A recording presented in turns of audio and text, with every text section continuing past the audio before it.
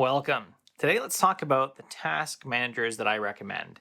Because while I choose TickTick, it is not what I recommend to everyone else. Specifically, my wife, don't recommend that to her. There's a bunch of things I don't recommend to her around task management even. Before we dig into that, I'm going to let you know there's two ways to support the channel. Number one is to go to patreon.com/CurtisMcHale and join Patreon. Become a patron. Help me produce videos. Number two is to go to curtismchale.ca/Skillshare. Sign up to Skillshare. Take my course on TickTick. That'll help out. Buckle up. Let's talk about task managers. The first thing I recommend for anyone who's starting the task management game, wants to up their task management game, is a paper notebook.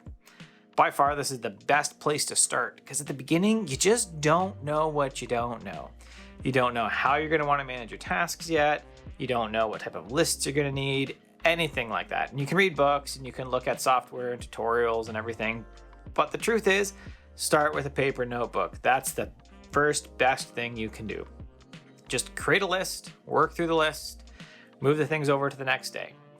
If you really want to start digging into how to do task management on paper, one of the best resources to use is the bullet journal method. I think this is an excellent book. I've also written my own book on analog task management.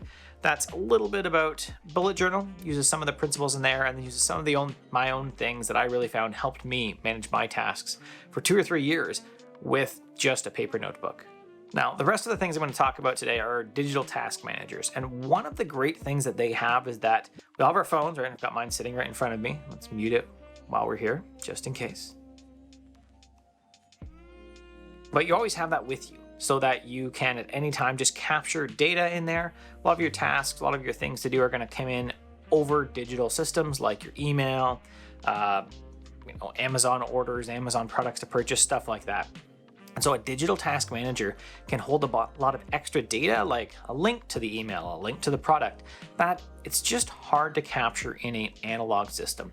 That's actually one of the big failings I had with the bullet journal method, with my own hybrid bullet journal system, was that it was hard to capture a lot of that metadata and then make it easy to find. So I could say, I know I have to email Jason, but I had to go look for it again.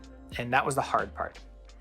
So the next kind of level up that I suggest once you've tried your basics with the bullet journal method with an analog book is reminders, because it's default on iOS. This is what I recommend my wife use. She has a few different lists, a few different areas, right? Work, home, and that's it really. We do our groceries on a thing on the fridge. And it's easy to add tasks in there. It's easy to have them remind you in there. It's easy to do location reminders in there. It's just an easy system to use that has some organization without going overboard on you. That's the thing, a lot of stuff goes overboard. A lot of stuff goes really heavy like the rest of the task managers I'm going to talk about. They're a lot more complex. With complexity breeds just not being able to do it. You're just not going to manage it if it's too complex. Next up the ladder is Things 3. I actually own Things 3. I pay for it. I actually pay for all of these task managers, and I only use one of them. But it's by far the prettiest task manager on iPad or on macOS or on your phone. From the animations to just like the iconography to the typography, it is just a beautiful application to look at. Not only that, is it adds enough complexity that you can organize your projects, right? You can say, I want to do something today, or I want to do something this evening, which is excellent, without having like such fine-grained control that it feels overwhelming at first. One thing it doesn't have is a morning project, but Matt Birchler at A Better Computer has an interesting way to create a morning time slot with a morning project. And I really like that. You'll find a link to his videos above. Now, if you're wanting project templates and things, you can do that with shortcuts. If you want repeating functionality, it's built in there. On the negative side of things is it doesn't support location-based reminders. So you can't be going by the hardware store and realize, oh look, I have other things to buy at the hardware store. That is something I use regularly in my task manager of choice, TickTick. It's also present in our other recommendation we're going to come up with in just a minute. Now, you can still kind of get very close to this by using your tags, right? You can tag everything as errands. I could tag something as a hardware store. So when I'm at any hardware store or somewhere where I could buy hardware products, right? Even Canadian Tire, which I don't necessarily consider like a building store, but it might have some stuff.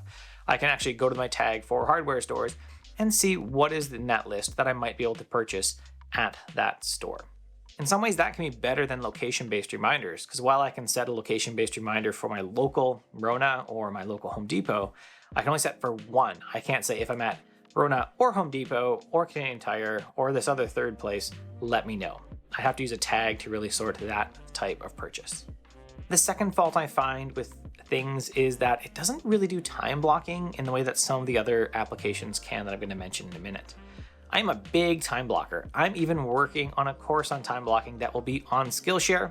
If you want to find out when that's coming out, you can go to curtismchale.ca/subscribe to get that. And while OmniFocus will let you drag and drop a task from OmniFocus onto Fantastical or onto the built-in calendar in iOS or in macOS, things just doesn't do that at all. So time blocking, you have to do in a manual process, which isn't necessarily bad. This is where you can go back to your analog notebook in a day and like time block out your day. In fact, that method, time blocking on paper, is what Cal Newport recommends. Next up the list is OmniFocus. OmniFocus is, as far as I know, the first real deep GTD style app that was available on macOS. It actually started as Kinkless GTD, I believe, from the Omni group, and it was actually like an outlining product that people just wrote scripts in to turn it into OmniFocus and to a GTD task manager. And then it became an actual app that they released with task management capabilities. Now, the big fault with OmniFocus is that it can be heavy. There is a lot you can do with it, and it is easy to get overwhelmed. It's easy to watch 27 tutorials and say, I'm going to do all of this, and then really do nothing because you're just overwhelmed with how much functionality OmniFocus has.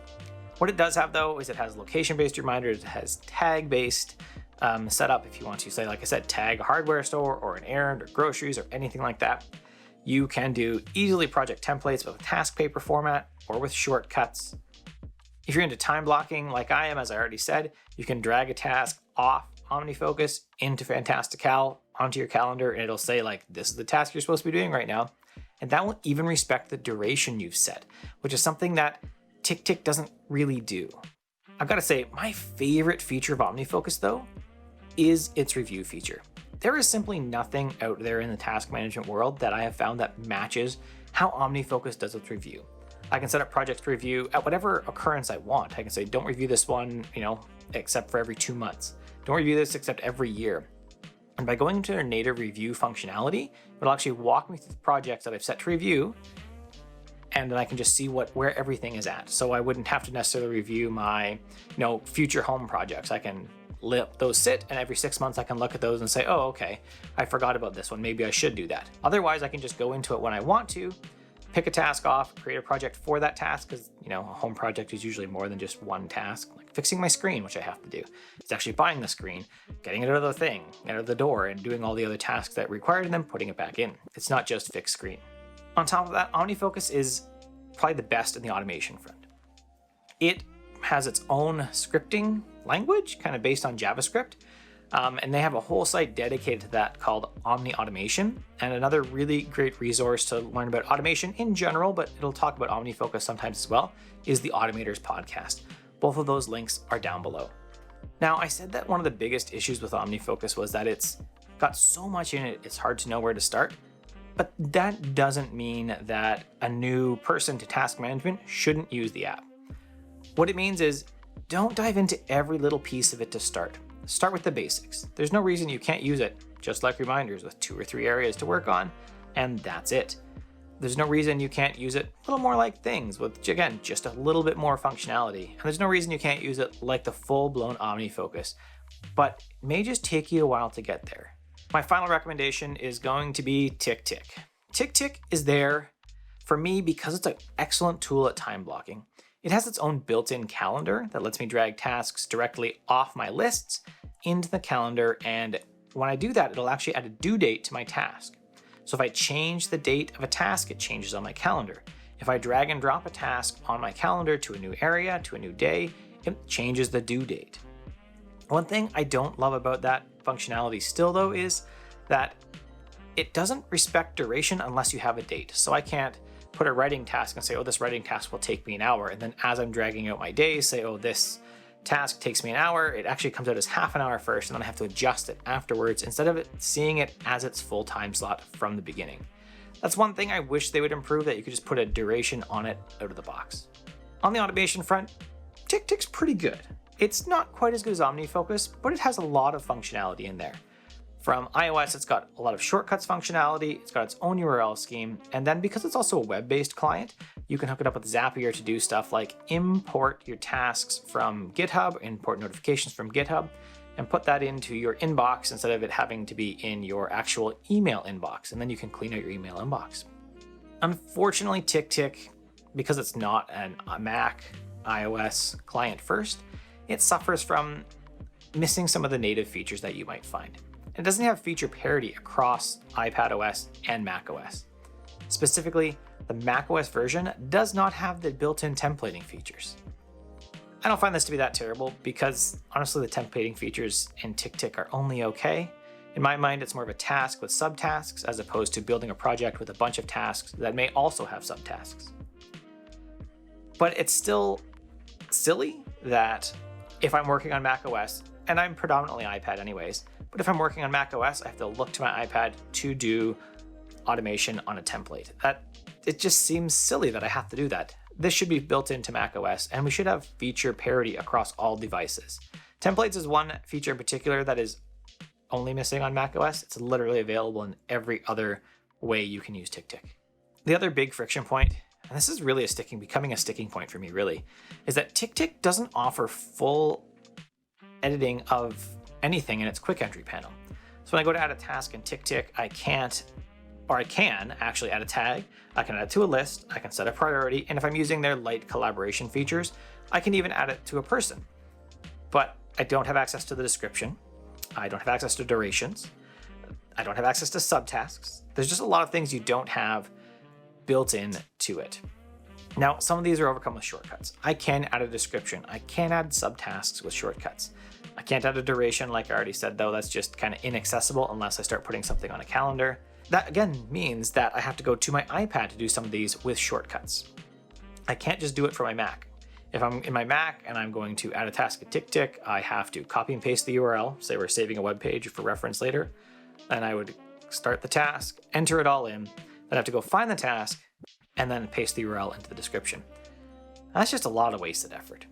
So TickTick is really good for those that are into time blocking lots, that really want to have a calendar and their tasks integrated in one shot. At the end of it all, kind of where do I recommend? That you start with something analog, maybe the bullet journal method is good, or use my book Analog Productivity, both links below. Next step is Reminders. Reminders is a really good light task manager. It has enough power there for a lot of people actually. You don't need anything more powerful in many circumstances. After that, Things 3 adds enough functionality and has stellar keyboard support that, again, a lot of people can use that. They don't need anything deeper, anything more powerful. In fact, it's kind of a light touch on a lot of organization and on how it treats overdue tasks can be ideal for lots of people. Next up, OmniFocus. It's a real power user tool. If you're really into GTD, if you really love the review functionality in there, and I do, then it might be the right tool for you. With its integration with calendars and with Fantastical, so you can time block, it's a really nice tool. Finally, TickTick. Currently my tool of choice, a lot for the time blocking.